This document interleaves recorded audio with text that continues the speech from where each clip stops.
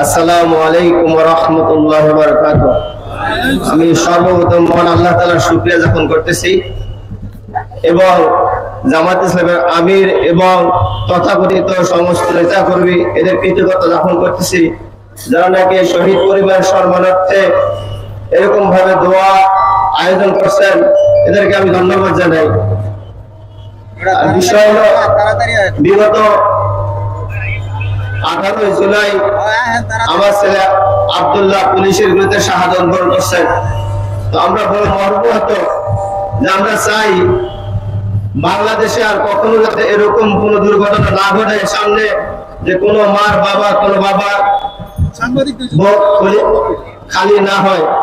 এই জন্য আমরা চাইতেছি যে এরকম ভাবে যারা এই বিষয়ে তারা যারা হুকুম দাঁড়াতেছেন, যারা নাকি এই ব্যাপারে এরকম ভাবে এই সহিংসতা ঘটনা ঘটাইছেন, আমরা তাদের দৃষ্টান্তমূলক শাস্তি চাই এবং এই বাংলাদেশে যাতে আর কখনো এরকম ভাবে কেউ না করতে পারে। এই বলে আমার বক্তব্য আমি এখানে শেষ করলাম। আসসালামু আলাইকুম ওয়া রাহমাতুল্লাহি ওয়া বারাকাতুহু।